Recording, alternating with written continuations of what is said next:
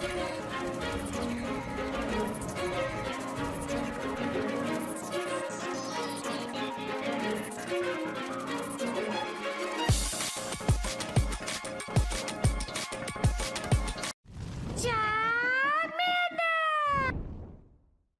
guys, King of Charmander here. Today I'll be your judge, your jury, and your analyst. And today I bring to you a 5-0 with the most powerful team in the Sinnoh Cup. No, that's not just clickbait. This is the top/best team statistically in practice. As you see here, it takes a whole 10 points above the second team, and a lot of people are actually using it for training. As you see for the actual results that came out, the top team is Frostless Lead, Bastion, and Gastrodon. There's not really a true safe switch for this team. It is Frostless, you sack in the lead, or you switch in a Bastion or Gastrodon. For example, if you get a Bastion into Frostless, you're going to switch your Bastion into their Bastion and pray they don't have a Gastrodon in the back. Because if you can't sack Frostless in the lead, usually they have you beat already because Sinnoh Cup is a little RPS-y. Well, it's very RPS-y actually. So if you look at the team statistically, I already reviewed this one before. Like, it was Bastion, Frostless, Gastrodon was my idea because you wanted Frostless. I wanted Frostless as a safe switch, but I do approve of having Frostless in the lead to sack it to break shields, and maybe Bastion and Gastrodon in the back can do some damage, or your opponent misplays. As you see, this team is incredibly bulky, has a ton of coverage and consistency. The problem is, like I mentioned, there's like no safe switch. So you switch at your own discretion if you lose the lead with Frostless. Switch at your own discretion. However, statistically, because this team has had such a high rating, anything over 600 is ridiculous. You probably won't have a lot of problem if you use it. As you see, your only potential threats are Gallade. Gallade actually can truck your entire team, and it has a ton of play against Frostless. Just because of the fact that, yes, it takes a while to get the lead play, but if you watch the 2-shield scenario with Gallade, it's it's rough. Because, yes, you win the lead. Yes, you win, but it's one turn of difference. So they can choose to they can use the blast bow shields, but if you get one power snow through, you win the lead. The reason why I call it a neutral lead is because, like I mentioned, if they fire at the wrong timing and you get one powder snow through, it flips the entire matchup. But if they play it perfectly, as you see here, you might, Gallade will convincingly win, and you have to expend both of your shields. So they have a lot of control over the lead if you face a Gallade. So just be very careful if you see one. It's not an auto loss. Like I mentioned, if you get one powder snow through those 2 leaf blades, you can win this matchup. So don't feel all hope is lost. You know, it's not like, you know, oh, when Obi-Wan is the only hope, you know, Frostless, the queen, well, you know, it's kind of ironic that I say that because, you know, the Queen Frost is like Princess Leia, and then Gallade is like Luke. So, but then they fall in love with, you know what? We're not going to talk about nerding out with Star Wars. But yes, King of Charmanders knows a little bit about that. Anyways, my mental health tip for the day is going to be practice self-care. And what self-care is, of course, exercising, eating a healthy diet, but also taking care of yourself. Make sure you take care of yourself, especially with the fact that the new variant of La Rona is, like, destroying everyone's soul, and, like, it's causing a lot of people to get ill. So someone you know, someone else you might not know, may have gotten corona. Me, I probably had it at one point. Little fun fact, when I traveled to Japan in 2008, I think 2019, I traveled to Japan, and they never told China never told anyone about Rona, and I was like, wait. So I went to Japan, and I traveled on an Asian airline.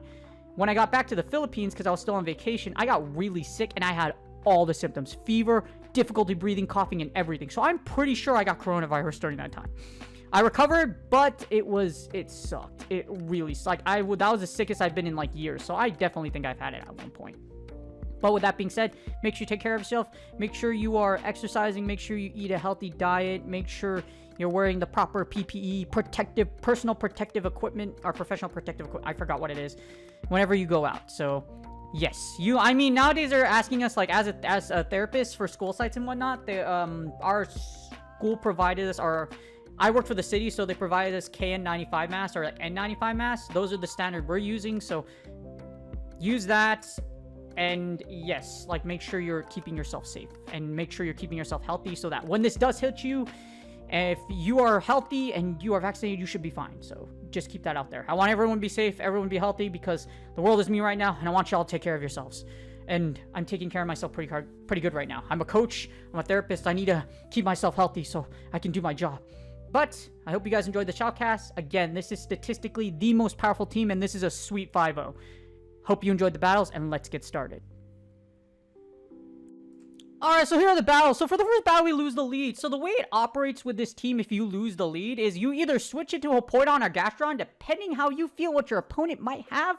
Because if you lose Bastiodon and Gastrodon, hopefully, like I mentioned, your back row or just Frostless in general has a strong matchup in the back, or whichever one that you end up sacrificing, because what's going to happen is usually they'll throw their hard counter into you, so you can kind of line it up depending on how you feel with what you're opposed. So it's really up to you. The second strategy is to sacrifice Frostless in the lead, which is what you will do most of the time. You're going to sack Frostless in the lead, do as much damage as humanly possible, and maybe with energy advantage you can come out with a W. This is very situational. Again, it depends on how you feel like you want to play it, because Sinnoh Cup is very rock, paper, scissors. As you see here, we're going to lose the lead, but that's perfectly fine. Our opponent gives up switch. So these are the few scenarios. Again, if your opponent gives up switch for no reason at all, there was no reason to give a switch in this scenario, take advantage of it. And now we have Bastiodon into this Frostless. So now we got a win condition, because Ice Queen doesn't do well against the... I can't believe I'm using... it's for content. You gotta... you gotta do it for the content, you know what I mean? Sometimes you gotta swallow your pride, because I've never used Bastiodon to make rank 10/legend, and I absolutely despise his existence, but you know what? It's content, so... and it's good. It's content. As much as tap team this is. As here, all we're gonna do is just fully farm down that Frostless, and their Hippowdon is gonna come in. I'm gonna shield this, though. It happens to be a Weather Ball, but that's perfectly fine. All we're going to do here is we're going to Flamethrower, and then we have a whole Gastrodon and our Bastiodon for whatever is in the back.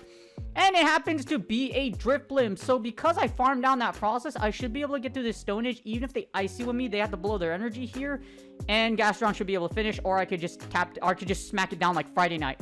Is SmackDown on Friday nights nowadays? I don't know. Like, they moved it from Tuesday to Friday. I don't know. If you're a wrestling fan, let me know in the comments.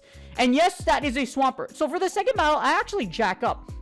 And I make the biggest mistake in the world that everybody makes when there's a second cup around. You go into Open Great League or Open Master League or Open Ultra League or whatever the hell you want to figure it out.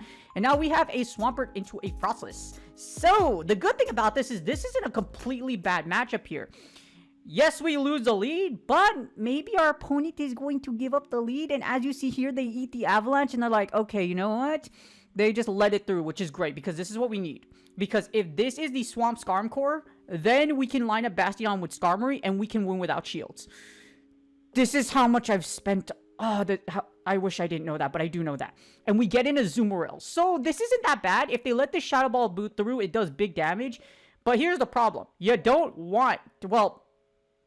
yeah, we can put Bastiodon into the Azumarill, but we don't want that to happen because we don't know if this thing has Hydro Pump. So what we're going to do is we're going to send in Gastrodon, and we are just going to Mud Slap the crap out of this poor little bunny. Remember what I said, you can win down 2 shields against Skarmory or most flyers. Most flyers you can win in the zeros. So all I'm going to do here is I'm going to go down 2 shields, but because the expert knowledge, if you watch my content, you know I'm one of the best analysts in the freaking game. And we know that 90% chance that there's a flyer in the back, and it might be a Skarmory. It might be a Skarmory. So we're going to Body Slam over here. If our opponent shields, they're probably not going to shield, though, because you might as well say both shields for whatever's in the back, because you have no idea what I have. Unfortunately, it is not a Skarmory. This is an Altaria. And I'm like, okay, big overpowered Dragon Cloudbird from Generation 3. You probably don't know this. You're still trying to win. But here's the fun fact. You lose all shield scenarios against Bastiodon unless it has chip damage. Yes, unless Bastiodon is already hurt and you have a bazillion energy. Even if you're at 100, I think. Unless Bastiodon has a ton of chip, you're not going to come out the W even if you have 2 shields. Because as you see here, they just quit out because it's GG's. Again, unless there's chip, you lose all shield scenarios against a Bastiodon with most flyers. And that's GG's. So don't make that mistake. Make sure you are tapping on the Sinnoh Cup. Make sure you are tapping. This time we finally win the lead and we get a Gliscor into our Frostless, and they are running Fury Cutter. They are running Fury Cutter, and my brain is like, why? My brain is like, why? You might as well run Ring Attack for the fighters. I get it for like the Psychic types, but you lose against Ghost types, you also lose against fighters. So it's like, you're gonna lose the lead against Ghost types anyways because Grifblim has Icy Wind and Frostless has freaking Avalanche. Night Slash, it doesn't do enough for you to go unless you boost like you see here. And that shiny freaking... it might be the shiny luck and the fact that they're using... well, we're both using shiny, so I should have shiny power too, right? That's a lie. They get the boost on the first one, and then they switch out. I'm like, really, dude? So we got a Toxicroak, and I'm like, I'm like, really, bro? Like, really, dude? Freaking right away, you get the boost, and you go, like, it's like when you know, Brawly in, like, anime, you know, Brawly just gets, like, pissed off all the time every time he hears Kakarot/Goku cry. It's exactly what happens here. And as you see here, with the anime reference, we're going to send in Gastrodon against this shiny Toxicroak. Is this a shiny flex team? I will shield this one, though, because I want to keep alignment. Actually, I don't even think... Yeah, I do shield because I'm like, I want to keep alignment. It's fine if we go down 2 shields because Bastion should likely have a strong matchup against whatever's in the back. And most Gliscors are actually running Sand Tomb instead of Earthquake. Why? I don't know. Because the thing of it is that if you can't really win the zeros, and it's a really rough matchup. So, all I'm going to do is Earth Power this Cresselia because, as I predicted, you know, Bastion has a great matchup against Cresselias. So, all we're going to do is send in Bastion, and my opponent's going to be like, really, dude? Yep. And if they switch into Gliscor, all we're going to do is send in Frostless, and Ice Queen is going to freeze Batman, or, well, it's not really, no, it's kind of like it's kind of like Batman, or like Bat, or I don't know. It's a freaking Gliscor, okay? And because this thing isn't using Wing Attack, we don't have to really worry about it. And then we should be able to get to an Avalanche, a Shadow Ball here. As you see, I'm looking at my life choices, and I choose Violence. And the Violence is the Hadouken, the Kamehameha Wave, or like the Shadow Ball of Death. And I throw a 3-pointer from hell, Steph Curry from half court. I just made a basketball and a freaking another reference at the same time. That's how good I am at shoutcasting. Yes. And that's GG's. So, again, you can go down shields. Most of the time, you might have a positive matchup in the back. And we got a Toxicroak into Frostless for the 4th battle. So, this is a good lead for us. Well, depends. Because your opponent can actually, like, choose to take both shields here. Get energy advantage. It's not a complete hard loss. Toxicroak can bully its way through 2 shields in some scenarios. So, it really depends on what your opponent wants to do. As you see here, I'm going to eat the first Mudbot. And we're just going to freaking Avalanche, and they shield the first one, and they switch out into Cresselia. And my brain is like, wait, hold on here. You know, Go Battle Lag is mighty, but oh my god, this glitch pisses me off because it's like, you don't know the damage from the last one. So if this one took the Avalanche, that means that Toxicroak is healthy. Or like, I have no idea. Like, it freaking blows my mind. And they didn't even expend the shield because that's how it glitches. They switch and catch it, but you never knew they caught it. And it's like, wait, what? And then it kind of like screws up your rhythm. But it's perfectly fine. Because you know why? We have a Bastion versus a Cresselia. I will happily just smack you down like whichever TV program freaking SmackDown is on right now. I love SmackDown, by the way. I don't know if I like Roman Reigns, though. I like Brock. The way Brock Lesnar is promoing nowadays is amazing. If you're a wrestling fan, Brock Lesnar talking is good for TV. Roman Reigns, I don't acknowledge you. You're freaking Roman Reigns. You're like John Cena, but like Cena made like, yeah. I like Cena more. That's just me. And we get a Bastiodon. As you hear, I switch into Gastrodon, and the reason I do this is because I win both matchups anyways. All I have to do is shield this, and then with 2 shield, I should be able to take out Gastrodon.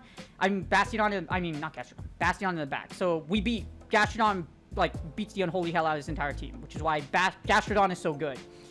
As you see here, I'm just going to torture this poor Bastion because we do hate Bastion, even though I'm using it for this team for content, because this is statistically the most powerful team. And the reason I'm going straight Earth Power is just to get the debuff, but even if I don't get the debuff, it doesn't really matter here because you have such a positive matchup against Bastiodon that all I have to do is, like, down shield, you can beat a Bastiodon, as you see here.